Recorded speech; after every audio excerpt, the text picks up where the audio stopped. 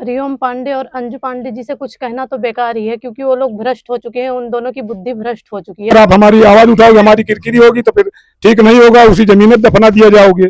और आज जान लीजिए कि देख लीजिए इनकी असलियत को, कि यही इनका असली चेहरा है, यही इनकी असलियत है। अब कुल मिला कब तक लड़ते रहेंगे हम? ये शायद यही जानते हैं कि तो खुद कुछ दिन में खत्म हो जाएंगे, तो कौन इसका पैरोकारी करेगा?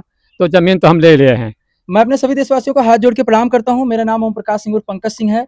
मेरा मामला डॉक्टर हरिओम पांडे से चल रहा है, और मेरा ही नहीं बल्कि हम सभी का मामला डॉक्टर हरिओम पांडे, जो बीजेपी से पूर्व सांसद अम्बेडकर नगर से, लोकसभा से, और मौजूदा एमएलसी अम्बेडकर नगर और अयोध्या के हैं, उनसे हमारा मामला चला है दोस्तों। जमीनी और मकान का विवाद है।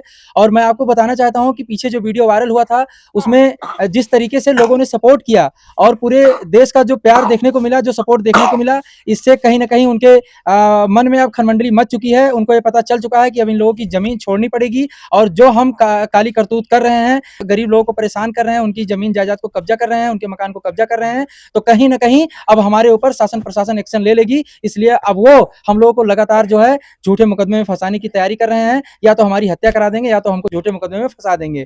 तो चाचा अपना नाम बताइए। मेरा नाम जगदीश मिश्रा है, ग्राम बलरामपुर, और हमारी ज़मीन ग्राम सराय मनोहर में है, जहाँ इनका विद्यालय बना हुआ है। और इन्होंने अपने विद्यालय की बाउंड्री बनवाई तो अपने ज़मीन में बनवाई, लेकिन हमारे ज़मीन पर इन्होंने गेट खोल दिया। और हमने इनसे बहुत कहा, लेकिन इन्होंने कहा ठीक है देख लेगा। आज तक कुछ किया नहीं इन्होंने। और अभी तक वो मतलब ज़मीन पर कब्जा किए बैठे हैं। कौन? हरिओम पांडे जी। जी। अभी तो इसमें एमएलसी हैं, पहले सांसद थे। अपना नाम बताइए चाचा। शिवशंकर दुबे से पहले हम देशवासियों को सबको प्रणाम करते हैं। उसके बाद सर, हमारा मामला हरिओम पांडे जी से। इन्होंने हमारी जमीन 5 बीघा करीब है, उसको कब्जा कर लेना चाहते हैं। कह रहे हैं हमको दे दीजिए, नहीं ठीक नहीं होगा। हमने कहा भाई ठीक हो ना ठीक हो, हम क्यों दे दें अपनी जमीन? या तो इसके बदले आप हमको जमीन कहीं दे देते तो हम आपको दे देंगे, नहीं नहीं दे कहीं परिणाम बहुत बुरा होगा। हम कहा भाई जो भी होगा देखा जाएगा, हम अपनी जमीन नहीं देंगे आपको। उसके बाद इन्होंने उस पर जबरन कब्जा करने के लिए कोशिश किया, तो दरोगा जी पहुंचे और बेचारे कहे गए भाई तो इसके मामला सलटा लीजिए, तुम भी अपना ले लो वो भी ले लें। तो जब राजस्व टीम नापने के लिए आई तो ये अपना निकल लिए, सड़क लिए। और बेचारे क्या करें, वो परेशान हुए, कहे भाई हम क्या कर सकते हैं, जब चले गए आप देख ही रहे हो। बाकी उन्होंने पूरा सहयोग किया। अब भाई एमएलसी का मामला है, ऊपर से दबाव आ जाता तो करें क्या बेचारे? उनको मतलब उनके हाथ में है क्या?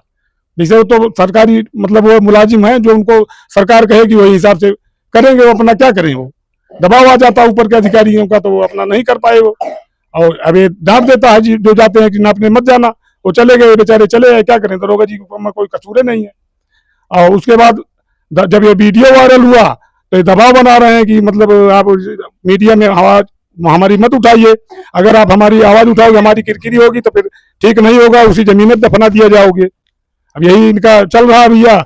हम तो सर समाज से, कंडी सेना समाज से और सर्व समाज से अनुरोध करें कि हमारे इस संकट काल में हमारा साथ दें, और इस जो है भ्रष्टाचारी जो जगह जगह सबकी जमीन और घाटा संख्या गद्दोपुर में 131 जो 12 बीघे का पस्चर है, उसको भी इन्होंने अपना विद्यालय बना लिया। उसपे जगह जगह गरीबों की जमीन कब्जा कर रहे हैं। पिता समान पिता तुल्य जो लोग हैं, वो सभी लोग से हम यही कहेंगे, करनी सेना से और सर्व समाज से, कि अब आ जाइए मैदान में। अब आप लोगों के बिना हमें न्याय नहीं मिलेगा।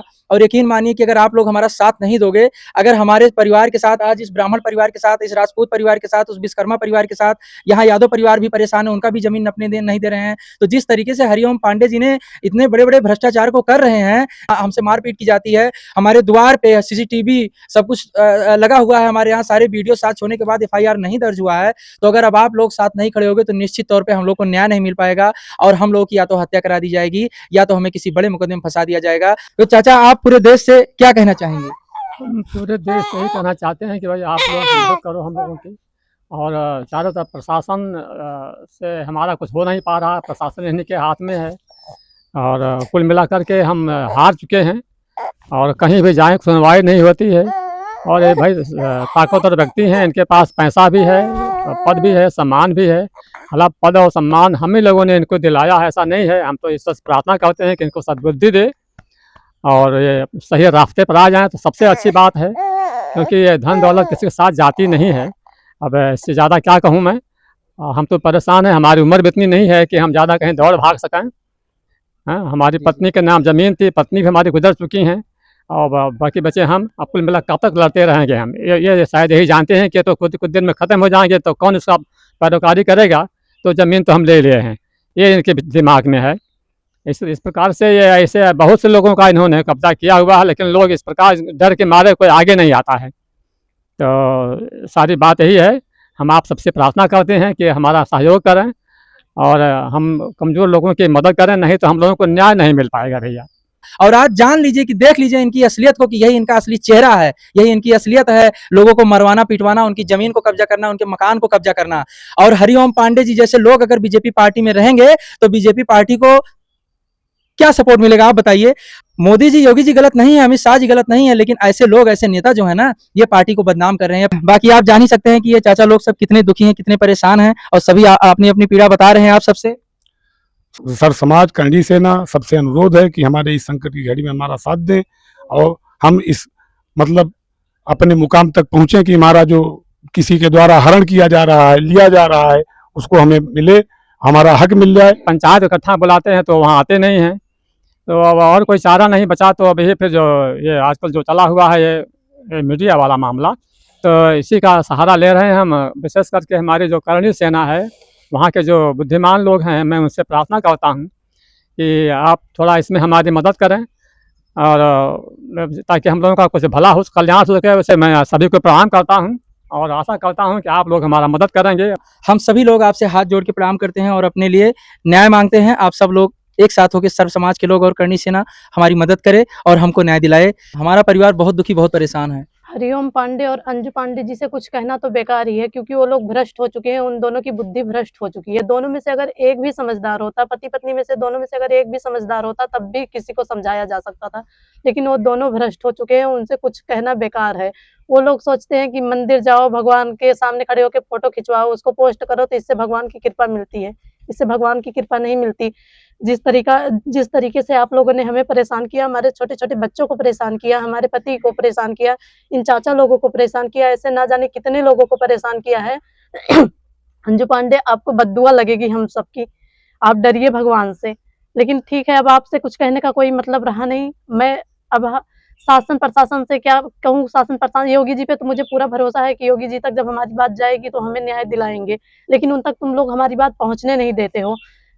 थाने के एसएचओ सस्पेंदर दुबे जी सब आपके कब्जे में है, उन लोगों को आप पैसा खिला के कुछ कहने नहीं देते हो, कुछ करने नहीं देते हो, वो लोग कुछ करेंगे नहीं। लेकिन मुझे अपने पूरे भारतवासी पे, पूरे समाज पे विश्वास है। मैं हाथ जोड़ के अपने पूरे देशवासी से, अपने भारतवासी से, अपने समाज से और अपने करणी सेना से, अपने अभिनव भैया से, सनी भैया से, बीरू भैया से मैं हाथ जोड़ के निवेदन करती हूँ, भैया अपने इस बहन-बेटी के मान-सम्मान की रक्षा कीजिए, इसके सुहाग की रक्षा कीजिए, मेरे छोटे-छोटे बच्चों की रक्षा कीजिए भैया।